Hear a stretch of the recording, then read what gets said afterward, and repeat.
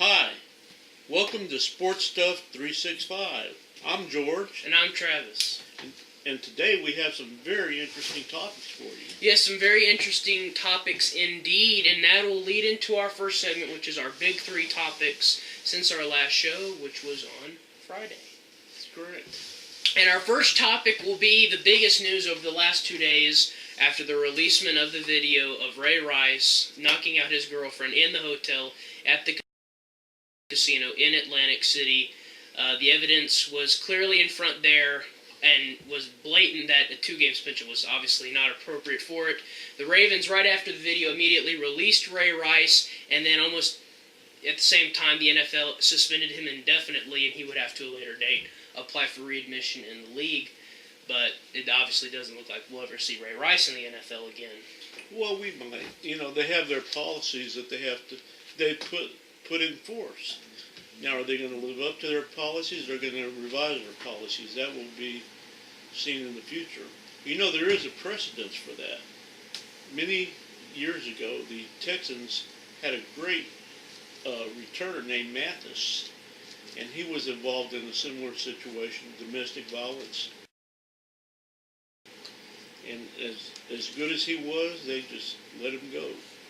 Yeah, obviously, after this video, we kind of knew what happened, but we didn't know really what it looked like when it happened, and it's obviously a lot worse once you've seen the video than what we honestly expected. So, the Ravens had no choice, and from a personnel standpoint, you have no choice but to release him, just to save yourself, honestly, and probably save Ray Rice himself. Because I think he obviously needs to take a year or two off from football and reevaluate himself and get himself right. I don't think that's going to happen. I think that somebody like the Raiders or someone that go pick him up. No one is going to claim him off of waivers after this. I don't know. No one is going to claim him off waivers. If you do that, there will be an uproar. There will be boycott of your team. So, but also, if you're talking about this from a football standpoint, which you have to look at it from an actual football standpoint, it's not that big of a loss, honestly, for the Ravens, because he's probably not their best tailback anymore, because he had a horrible year last year. Not only that, he didn't work out with them very much this preseason at all, if at all. So, definitely a big problem and a big stink for both the NFL, the Ravens, and Ray Rice and his fiancée, and obviously, we hope that they sort their issues out and get that done. Well, actually, that'll get them a chance to get, running backs don't have a very long shelf life anyway. And that will actually give him a chance to regroup and maybe come back a little bit better, a little bit stronger in the future. And now that moves into our second issue, which is with the Atlanta Hawks. Obviously, the owner a few days ago came out that 2 years ago in 2012, he sent an email saying that the black fan base was scaring away white patrons from attending Hawk games, and subsequently has announced that he will be selling his ownership of the Atlanta Hawks. Then it recently came out yesterday that their general manager, when they were pursuing Luol Deng in free agency this offseason, made some very inappropriate comments about being very racist, about him being African and being two-faced and not a trustworthy person. And since then, the Hawks have not really made much of a comment, really, and he's not going to resign. The Hawks are not going to fire him. Luol Deng came out and said he's very offended by these comments, obviously. But how can the Hawks not fire this guy? How can they not? They need to let him go. However, I think that the owner, when he saw that the Clippers sold for $2 billion, he thought, maybe I can get some money out of this. Well, the Hawks aren't the Clippers. The Hawks, according to Forbes, are only worth $548 million. So, it's not. Atlanta's not a prime commodity. But the thing is that how can the GM get really away with these comments, at least for now, when the owner virtually self-reported himself and is selling his stake? When honestly, yes, the owner's comments were a little, awkward and, kind of iffy, but I don't think you can borderline say that they were, Donald Sterling-like racist comments. He was making very valid point that the other 29 teams in the NBA debate all the time. For the most part, the NBA is predominantly a black industry. It has a lot of black players, a lot of black fans. And how are they able to sell that product? They're having a hard time selling that product to a white patron to come to the games, to the NBA. I mean, when people think of the NBA and basketball, they think of, if you're musically, they think of hip-hop. And not a lot of white patrons are interested in getting into that. So, but a lot are. And the world we live in is becoming so mixed now. It's a beautiful thing. well, the deal is, it wouldn't be an issue in some other places. However, it is in Atlanta. Atlanta has had these issues. It's like Detroit. It's like Chicago. It's like D.C. It's a predominantly black area with a lot of those patrons and players, and they have a hard time drawing not only white fans, but for an Atlanta's sake, any kind of fans, because Atlanta has always had trouble not only in basketball but in football and in baseball. So, they were trying to figure out a way to get more people to their games, and I don't really think there was that much of a deal with the comments. I have to disagree with you strongly. The fans, they might be black, they might be white, they might be brown, but all their money is green. And the people that go to the games obviously can afford it. And I'm here to shout. There are a lot of people that are brown, that are black, that are white, that have a lot of money. And if they want to go to the ball game, let them go. Well, Atlanta's always had a problem with attendance. This is easy to show. Atlanta has a hard time drawing the fans. They got to put out a better product. The Braves went to 15 consecutive playoffs, and they could not sell out.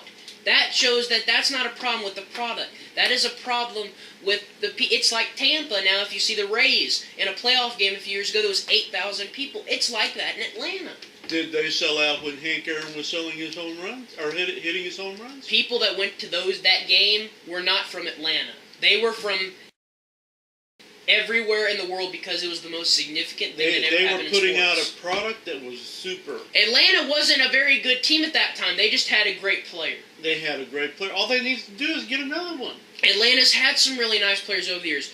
Joe Johnson, now they have some very nice players. Paul Millsap, Jeff Teague, Lou Williams, Kyle Korver. They have some nice pieces. And Atlanta has some money. They made a push for Dwight Howard a few years ago. They have the money.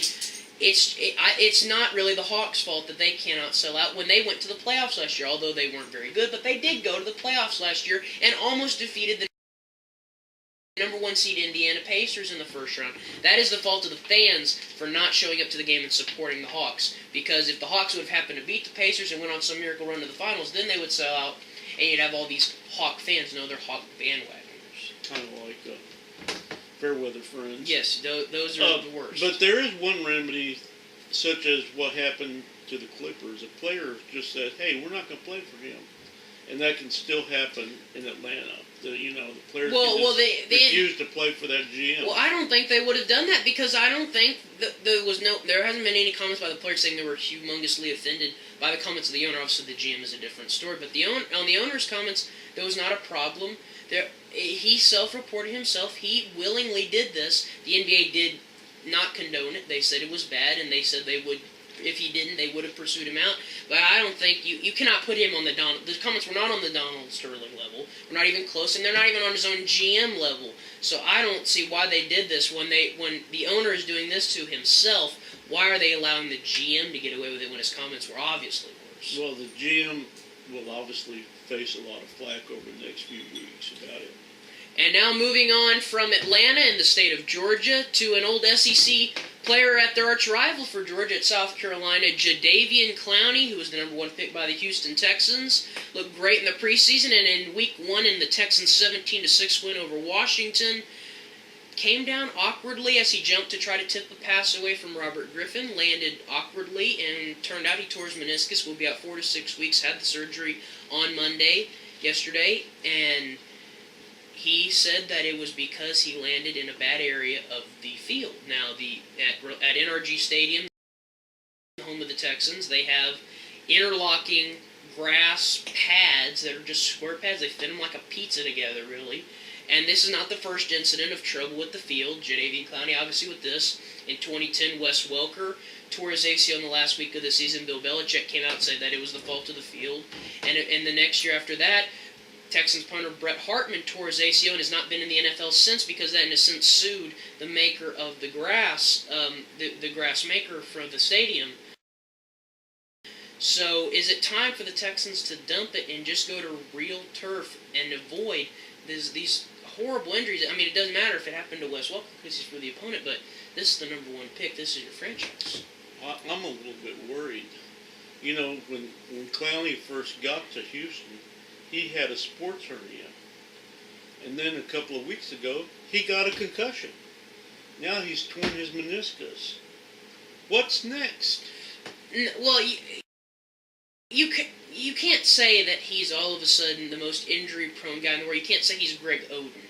I mean, you cannot say that. I mean, his junior year his sophomore year at South Carolina, who had the all-world year that made him so famous, he didn't get hurt. Now, concussion, obviously that's a problem. But, you know, people get concussions all the time. Yes, it's a big deal, but it's not a humongous deal. Torn meniscus, this is not his fault. This is the fault of the field makers. And the Houston Texans need to make the decision to move on and get a better playing field, because you cannot have, not just if it's Jadeveon Clowney, but what if, it doesn't matter if it's him or the 53rd man on the roster. You cannot have people getting hurt for no reason because your field is a piece of crap. You just can't do that. Well, also, if you think about his getting hurt with his meniscus, it gives him actually time to get over the other two injuries. Well, I mean, the sports hernia, sports hernia has moved on. He's not suffering from that problem anymore. No, but it gives him more time to let his body repair itself. Well, the thing is, the Houston Texans aren't really going to need him, at least for next week, because they get to play the Raiders, so they don't really need him that bad. But, so that was our big three topics that's been making news since our last show. And over the weekend, there were some NFL games, weren't there? There was some good games, there were some bad games, there were some great games, and there was some big stinky ones. But we'll just go for each of our surprise games. The game that really just caught your eye when you saw the box score and you said, wow, what happened? And what's your pick for your surprise NFL game? Well, I was really surprised that the Bills won. Over Chicago. Because I was looking at the Bills thinking that they had some internal issues. You had them that going 3-13. Now all they have to do is win 2 more games. It was surprising. I mean, the rushing attack. We all know Buffalo has a great rushing attack, but Jay Cutler looked horrible. That offense that was so hyped for the Bears looked very, very, very bad. Very, very bad. And of course, what was your pick? My surprise game was, I think the most shocking, was Miami. Well, Miami beating New England, and New England always has a trouble week 1 when they play Miami. Tom Brady, when he goes to Miami, is now 6-7. He has a losing record when he goes to Miami. Is he becoming a loser?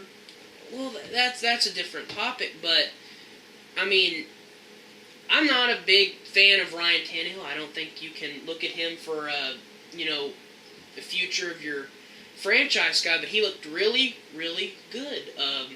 The offensive line looked better than obviously a lot of people expected with their problems. Their defense was great. Cameron Wake was fantastic. But the offensive line of the Patriots was despicable. And you have to think, did they make the right decision when they traded Logan Mankins to the Buccaneers? Was that the right decision? Because their offensive line really lacked. And, it wasn't because Rob Gronkowski was there. He was there. He caught a touchdown. He played fine. The rushing game wasn't great, but Tom Brady looked like an average quarterback. He looked like an Alex Smith, not like a Tom Brady. And I think they have to look at it now. Like you said, is he starting to decline? Is he starting to fall back now? Well, good news, Patriots fans. You only have to go 6-10 to win your division. Yeah, their division is not really... Miami can compete, and obviously they've shown they can win, but you're not going to have competition from Buffalo, at least we don't think. And the Jets they did beat Oakland, but the Jets didn't look real good either. So, I wouldn't say for the Jets that a great win because they beat the Raiders. That's not a quality win. But New England is still going to win this division. They're still going to go to the playoffs. But next year, you have to start to look at it. The Patriots need to quit filling, intermediate holes like going out for Darrelle Revis and such. They need to start getting younger and start preparing for because you may not think about it, but one day Tom Brady's going to say that's it for me. They got to let Garoppolo. They kept him out for 3 years and virtually did not play him for 3 years. Now he's moved on. Are they going to do the same thing with Garoppolo? No, they need to get him some playing time. Maybe the Patriots need to take a year and I don't want to say tank, but just give up. Realize you're not going to go to the Super Bowl, so just give up for a year, rebuild yourself, get young, and prepare yourself for the future because Tom Brady's not the future anymore. He's the present. He's not the future anymore. They have to be the football version of the Astros. Yes, they need to rebuild. And since our next show is probably not going to be till Saturday, that's when you can look for our next show, we're going to make our pick for the Thursday night game, which is Pittsburgh at Baltimore. And personally, I'm going to go with Pittsburgh. Are you? Yeah. Why? The Ravens' offense stinks. It looked bad in Cincinnati. They looked it came back in the fourth quarter, made it a little interesting. But Baltimore's offense stinks, and with the Ray Rice stuff, that cloud's going to be hanging over Baltimore. They're not going to all be there, really. Everyone's tired of it, and they're just not going to be mentally there. The Steelers are coming off a win where they almost blew it against the Browns late, but they're there. They're healthy. They know what to do, and they're going to have not at their best Ravens, and I think the Steelers will take advantage of them. That's interesting. I'm also taking Pittsburgh because I believe that Baltimore has some real deep issues. And even though I'm not a Pittsburgh fan, I think that they'll prevail this Thursday. So our picks for Thursday night, Pittsburgh and Baltimore. We will both take Pittsburgh, even though Vegas likes Baltimore. But no, they're not making a good decision on that one. And now that'll tie into our final segment of the day. As you can tell, our shows are a little shorter, which you'll see why in the videos. But we'll start with our final segment, our sports stuffings. And you can go. Okay. Well, my issue is that the NFL all of a sudden decided that they were going to permanently or ban Ray Rice for this year at least, or for a while. And then he got booted off his team. The question really is, how hard did he have to hit her to knock her out? Didn't they know that he knocked her out? Was the video a surprise? No, he knocked her out. He didn't kick her. He just hit her once and she fell down. The question is, how hard do you have to hit somebody to knock them out? That's pretty hard. And they should have known that to begin with. So the question is, why did they make this all of a sudden a suspension? No, it's not that they didn't know that the video existed. The video gave them an excuse to get rid of negative publicity. That picture can run forever, and every time someone sees it, they'll say the NFL was wrong for suspending him for just 2 games or 6 games. So the picture says a whole bunch. The evidence is still there. He hit her. Now, maybe they have to start looking at their new policy as far as the other people. One person apparently got his girlfriend and dragged her by the hair or did something like that. How bad's that? Think about it. How many domestic abusive people do they have in the NFL? They have to start applying the rules evenly so everyone will be treated fairly. My sports stuff will be on a little bit of a lighter note. The collapse of the Oakland Athletics. Oh. A historic pace in the first half looked like they wasn't even close. They were the no doubt World Series favorites. And then came deadline day. Trading their cleanup hitter, Yoenis Cespedes, to the Red Sox for John Lester. And John Lester's pitched just fine, and Cespedes has just been, okay with Boston. But it's about the psychological impact for Oakland. Since that trade, they've been playing well below 500 baseball. They were ahead in the division by as many as, I think it was 7 or 8 games, and now they're 7 or 8 games behind Anaheim. Let's put it this way, if they went on a 10-game losing streak again, or something like that, they wouldn't be in the playoff picture at this point. They are falling completely apart. They did, after the deadline, go out and get Adam Dunn to be that cleanup hitter, and has played well, but the damage has already been done to Oakland, and that team is falling apart. They will still sneak in the playoffs because Bob Melvin is a great manager, and they have a nice pitching staff, but Billy Beane, this was not his greatest year.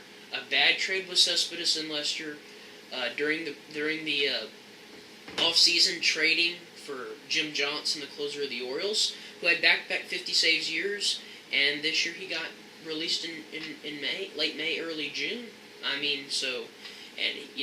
That was a big mistake. They were paying him $10 million, and he lost his closer role before the first month of the year ended. And that really shows that they have some serious problems, and some of their guys they were expecting to step up this year have not done that.